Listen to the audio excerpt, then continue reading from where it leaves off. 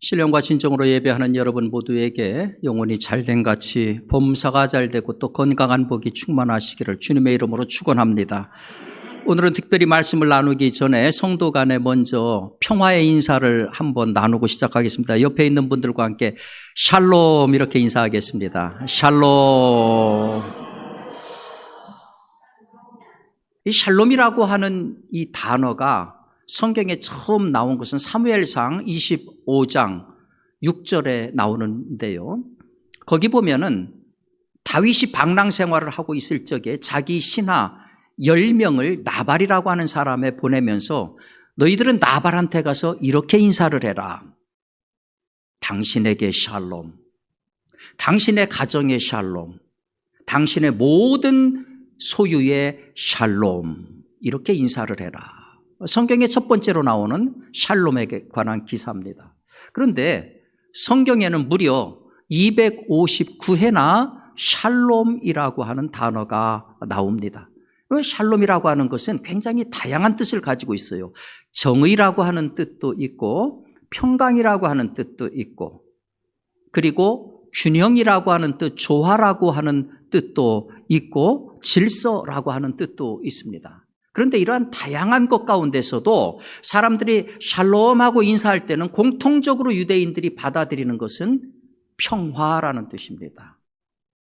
당신에게 평화가 있기를, 당신의 가정에 평화가 있기를, 당신의 일터에 평화가 있기를, 우리의 조국에 평화가 있기를. 바로 유대인들이 샬롬 할 적에는 그와 같은 의미를 지니고 있습니다. 왜 그렇게 유대인들은 매번 만날 때마다 샬롬을 통해서 평화를 갈구하는 것일까요? 단재 신채호 선생님께서 역사를 정의할 적에 아와 비아의 투쟁이다. 나와 나 아닌 것 사이의 싸움이다. 그렇게 정의를 하셨어요. 영국의 역사학자인 아놀드 토인비는 역사가 뭐냐 했을 적에 도전과 응전이다. 그렇게 정의를 했습니다. 그러니까 아와 비아의 투쟁, 도전과 응전, 이 두 가지는 공통점이 뭐냐 하면은 힘의 경쟁입니다. 좋게 말해서 이게 전쟁이지 다르게 말하면 다 싸움입니다. 갈등입니다. 그러니까 인간의 역사라고 하는 것은 가만히 보면은 갈등의 역사, 싸움의 역사, 전쟁의 역사, 그런 얘기입니다. 미국 언론인이자 장로교 목사인 크리스 헤지스라고 하는 분이 있는데요. 이분은 독특한 이력이 20년 넘도록 종군 기자 생활을 했던 분입니다. 근데 그분이 이런 얘기를 했어요. 1,000명 이상의 목숨을 앗아가는 실제 싸움을 전쟁이라고 정의할 경우에 과거 3,400년 인류의 역사 가운데에 인류가 완전한 평화를 누린 것은 268년. 다시 말해서 인간 역사의 단지 8%에 불과하다. 이 말이 일리가 있는 것이 지금 우리가 평화롭게 예배드리고 있지만 지구촌 곳곳에서는 여전히 크고 작은 전투와 전쟁과 싸움과 갈등이 끊이지 않고 있습니다. 더욱이 유대인들 같은 경우는 그들의 역사를 봤을 적에 말 그대로 전쟁의 역사였습니다. 우리가 잘 아는 것처럼 이집트에서 430년 노예 생활하고 그들이 탈출해 나와서 광야에서 40년을 방황하지 않습니까? 근데 그 방황이 전부 전쟁의 역사입니다. 하나님께서 약속하신 가나안 땅으로 들어갈 적에 가나안 땅에는 이미 7족속이 자리 잡고 살고 있었습니다. 그들의 땅으로 들어간다는 얘기는 다시 말해서 전쟁한다는 얘기입니다. 치열한 전쟁을 거쳐서 가나안 땅에 그들이 정착했습니다. 왕이 없는 400년의 세월을 지냈습니다. 그 시기를 우리는 사사시대라고 얘기합니다. 그런데 성경을 보면은 왕이 없는 그 시대에 사사가 사무엘을 포함해서 13명이 출현을 합니다. 사사는 어느 때 출현하느냐? 국가가 위기에 처했을 때입니다. 그러니까 사사의 숫자만큼 국가의 변고가 있었고 전쟁이 있었다 이렇게 보시면 됩니다. 다시 말해서 400년의 역사도 힘든 역사, 전쟁의 역사였다는 거죠. 제발 강력한 지도자를 우리에게 주세요. 그래서 나타난 것이 왕정입니다. 사울이 처음에 왕이 됐습니다. 40년을 다스렸습니다. 왕조가 바뀝니다. 다윗이 들어섰습니다. 왕조가 왜 바뀝니까? 결국은 싸움을 통해서 바뀌는 겁니다. 왕족 간의 전쟁을 치렀던 거죠. 아주 오랜 동안 전쟁을 치렀습니다. 그래서 다윗이 정권을 잡고 난 다음에 그의 솔로몬까지 통일 왕국 시대를 이루었습니다마는 솔로몬 이후에 르호보암과 여로보암으로 말미암아 남과 북이 갈라지게 되죠. 그리고 나서부터는 두 왕국 사이에 서로 싸웁니다. 또 왕국은 다른 이민족도 하고 끊임없이 싸웁니다. 그 결과가 뭡니까? BC 722년 북이스라엘은 아시리아한테 멸망해서 지구상에서 사라지죠. 남유다는 BC 586년에 신바벨로니한테 멸망하죠. 그래가지고 전부 다 끌려가고 맙니다. 그곳에 가서 70년 동안을 그들이 바벨론의 포로가 돼서 이주 생활을 했습니다. 그런 다음에 바벨로니아가 페르시아에 멸망하고 고레스 왕이 새로운 칙령을 내려가지고 이들을 다시 본국으로 돌아가게 했습니다.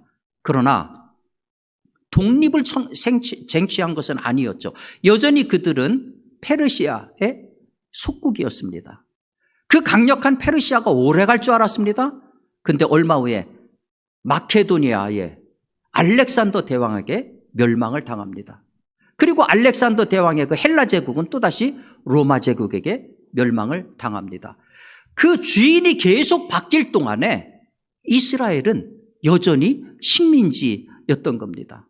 특별히 로마 제국 치하에서 마지막으로 AD 70년에 예루살렘이 함락되면서 이스라엘의 역사가 완전히 지구상에서 끝장이 나는데, 예루살렘이 함락되는 그 비극이 전쟁이 뭐다라고 하는 것을 너무너무 여실하게 보여준다는 거죠. 역사가인 요세푸스의 기록을 보면은 그때의 참상을 이렇게 얘기하고 있어요. 유대인들은 모든 출구가 막혀 성 밖으로 도망칠 수 있는 모든 희망은 사라져버렸다.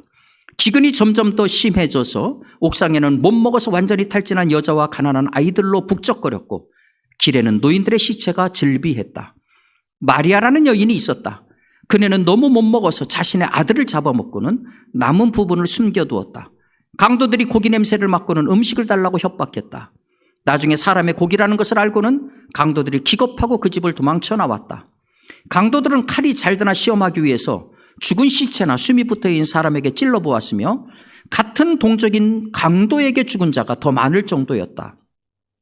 성안 주민들이 그 말을 삼키고 탈출한다는 소문이 퍼지자 로마군과 강도들은 금을 얻기 위해 산 사람의 배를 갈라서 그 말을 끄집어냈다. 어떤 때는 이렇게 죽은 사람이 하루에 2,000명이었다. 로마군의 반란 중 죽어서 성 밖으로 운반된 시체는 11만 5,880명이었고, 특히 힘없는 하층민이 성 안에서 죽으면 곧바로 성 밖으로 던져졌는데 그 수가 무려 60만 명이었다. 도시 전체 총 사망자 수는 110만 명이었다. 역사가 요세푸스의 기록이 정확하지 않겠습니다만은 이것만 보아도 얼마나 전쟁의 비극이 대단했나 하는 것을 알 수가 있습니다. 이 예루살렘이 멸망한 것은 예수님보다도 훨씬 이후에 일어난 일입니다. 그러나 예수님 때도 여전히 로마 제국의 식민지였습니다. 그러다 보니까 이스라엘 민족 안에 하나의 커다란 흐름이 있었는데, 그게 뭐냐? 어서 빨리 메시아가 이 땅에 와서 로마 제국을 퇴치하고 우리에게 자유를 달라, 평화를 달라. 메시아 열망이 강력하게 일어났던 거죠. 그 메시아 열망이 예수한테 집중적으로 모아졌던 거죠. 여러분, 성경을 보면은요, 예수님과 평화를 이때여서 얘기한 구절들이 굉장히 많습니다. 예수님께서 이 땅에 오실 때에 천사가 고지할 적에도 평화를 얘기하죠. 지극히 높은 곳에서는 하나님께 영광이요 땅에서는 기뻐하심을 입은 사람들 중에 평화로다. 예수님께서 산상수훈을 말씀하실 적에도 이 평화를 얘기하시지 않습니까? 화평케 하는 자는 복이 있나니 저가 하나님의 아들이라 일컬음을 받을 것이요. 화평이 뭡니까? 평화를 만드는 자, 피스메이커, 평화를 만드는 자는 복이 있다. 하나님의 아들이라 일컬음을 받을 것이다. 그래서 성경에 보면은 메시아로 오시는 예수가 그 평강의 왕이고 우리에게 평강을 주시고 평화를 주신다 언급하고 있어요. 그래서 데살로니가 후서 3장 16절에 보면 예수님을 가리켜서 평강의 주, Lord of Shalom, 그렇게 표현을 하고 있습니다. 또 예수님 자신도 자신이 평화와 밀접한 관계가 있다라고 하는 것을 말씀하세요. 평안을 너희에게 끼치노니 곧 나의 평안을 너희에게 주노라. 내가 너희로 내 안에서 평안을 누리게 하려 함이라. 말씀만 이렇게 하신 게 아닙니다. 이 샬롬이라고 하는 것은 그때 모든 사람들이 그렇게 원하는 거였거든요.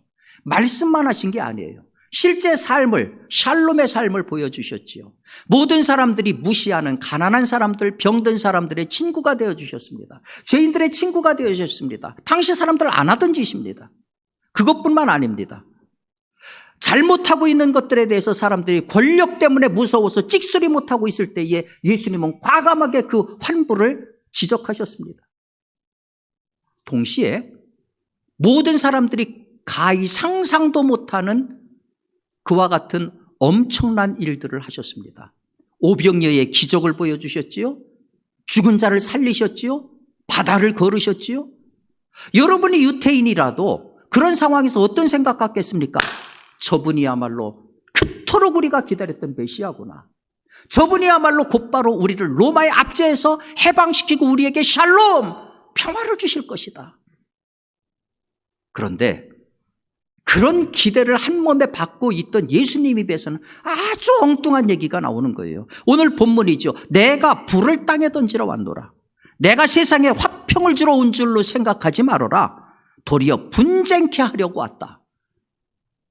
거기다가 그 분쟁을 뭐라고 얘기합니까? 아버지하고 아들이 싸울 거야. 내가 그렇게 싸우게 하려고 왔어. 며느리하고 시어머니가 싸울 거야. 내가 그렇게 싸우게 하려고 왔어. 아니, 평화를 외치는 분이, 내가 평화를 주겠다고 하는 분 입에서 어떻게 이런 얘기가 나옵니까? 어떻게 갈등을 조장한다는 얘기가 나옵니까? 그래서 사실은 이 본문은 성경 가운데서도 난해 구절, 이해하기가 힘든 구절 가운데 하나로 속해요. 성서학자들 중에는 예수님께서 말씀하신 불이라고 하는 것을 성령을 주러 왔다, 아니면은 심판하러 왔다, 이렇게 해석을 합니다. 충분히 일리가 있는 해석인데요. 근데 우리는 좀 더 넓은 맥락에서 이 말씀을 보아야 됩니다. 이 말씀을 하시면서 예수님이 내가 참 답답하다 그 말씀을 하셨어요. 50절에 나의 받을 세례가 있으니 이것이 이루어지기까지 나의 답답함이 어떠하겠느냐. 여러분, 예수님이 왜 답답했겠습니까? 본인은 이 땅에 죽으러 온 거예요. 십자가 져가지고 우리를 구원하기 위해서 왔는데 유대인들의 기대는 뭐냐? 예수가 로마를 무찌르고 우리에게 샬롬을 주실 분이다. 그렇게 생각하니까 답답하다는 거죠. 예수가 왜 답답합니까? 여러분, 로마 제국의 캐치프레이즈가 팍스로만합니다. 로마의 평화. 우리들 말만 잘 들으면 너희 안에 평화가 있어. 그리고 그때 당시에 로마의 모든 문물은 세계 최고였습니다. 유대인들 가운데 젤로 땅처럼 일부는 폭력적으로 맞섰지만 대부분의 사람들은 목숨이 아까워서 전부 침묵하고 굴종하고 그 사이비 평화에 무릎을 꿇었습니다. 그 모습을 보면서 예수님은 너무 답답했던 겁니다.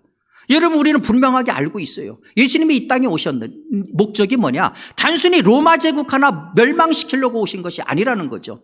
그분은 이 땅에 오시면서 회개하라, 천국이 갖고 왔느니라.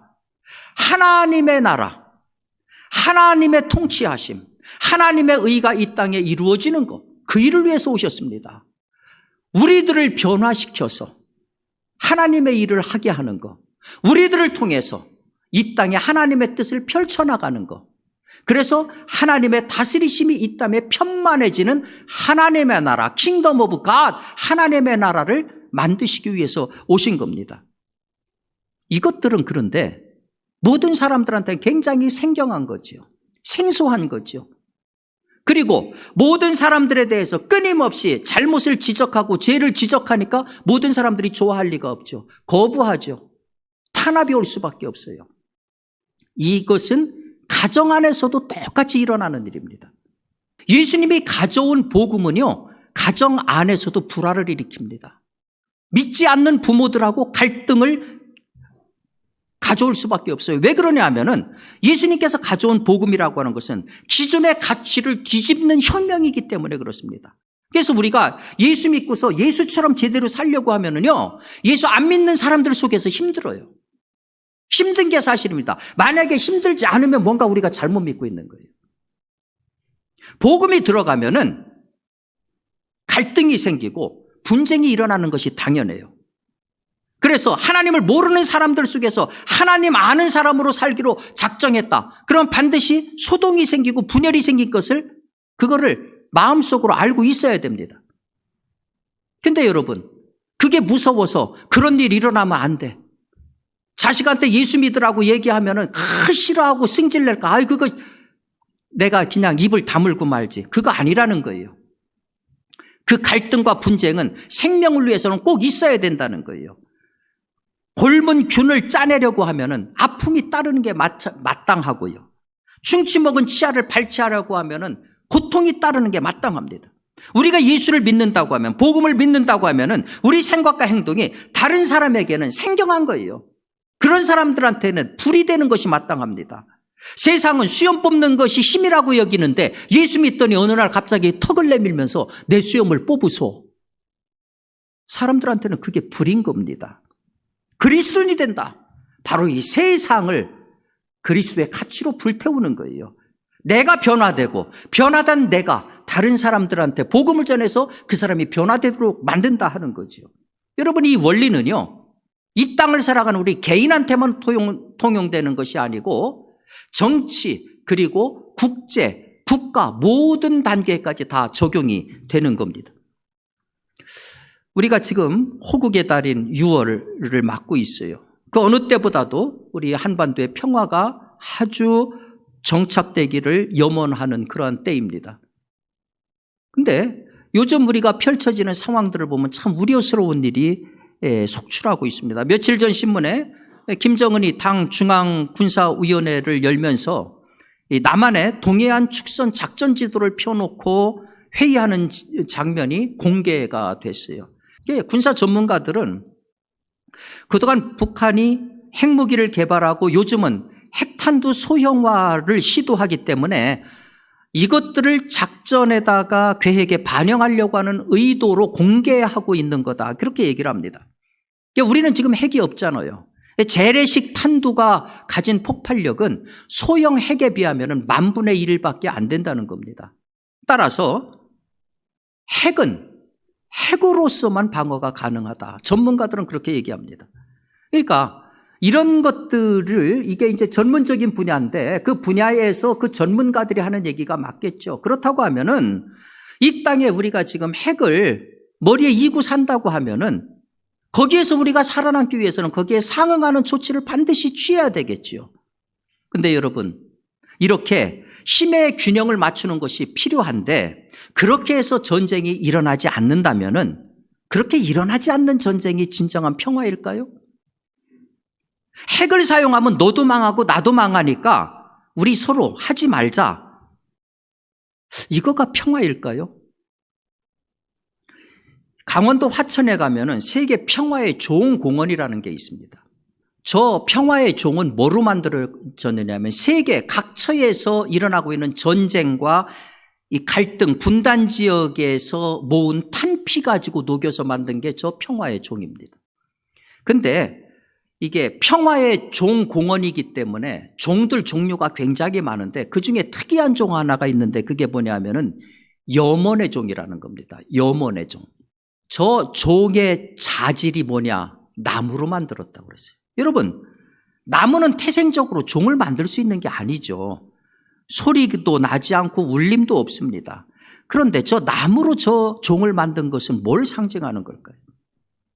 우리가 바로 몇 년 전에, 벌써 4년이 됐네요. 2018년 4월 17일 아침 조간신문은 남북 정상회담으로 온 신문이 도배를 했어요.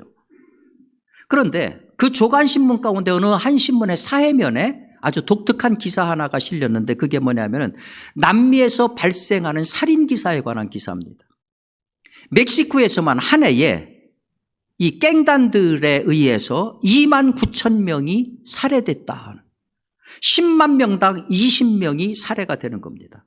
엘살바도르에서는 10만 명당 60명, 자메이카는 56명, 베네수엘라 54명. 그래서 영국 주간 이코노미스트지가 이렇게 얘기를 해요.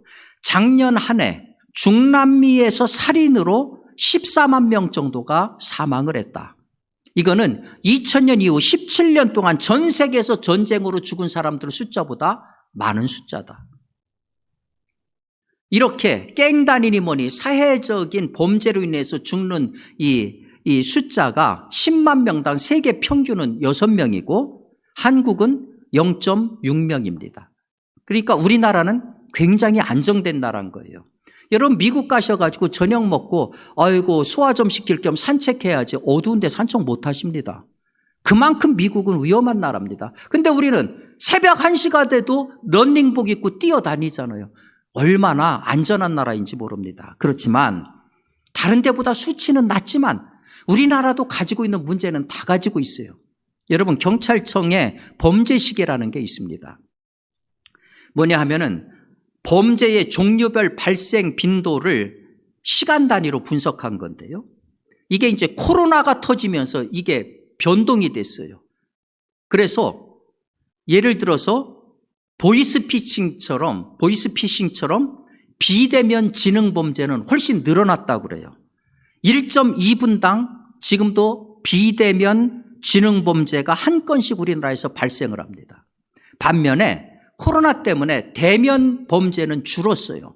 줄었지만 5대 강력 범죄, 살인, 강간, 강도 같은 이런 것들은요, 2020년 한 해에만 24,332건이 발생을 했습니다. 시간대로 따지니까 21.6분당 한 건씩이 발생을 한 거예요. 그러니까 지금도 우리 남한 어디에선가는 20분당 한 건씩 살인, 강도, 강간이 일어나고 있는 겁니다. 이렇게 따지면은 사실 굉장히 위험한 거예요, 우리가 살아가는 것이. 여러분, 지금 말씀드린 것들이 다 뭡니까? 김정은에 의한 핵폭탄, 이런 것들. 그 다음에 남미에서 일어나는 갱단에 의한 살인사건. 좀 다르죠? 이런 것만 있나요? 엄밀하게 따지면 우리 가정에서도 소소한 전투들이 계속 일어나요. 직장에서도 소소한 갈등들이 다 일어나요. 분명히 규모도 다르고 퀄리티, 질도 다르고 내용도 달라요. 그러나 공통점이 있어요. 그건 뭡니까? 결국은 사람이라는 거예요. 지금 우크라이나가 얼마나 힘듭니까? 근데 저 엄청난 참극이 왜 일어났습니까? 푸틴한 사람이 잘못된 판단 내리니까 저런 것이 일어난 거 아닙니까?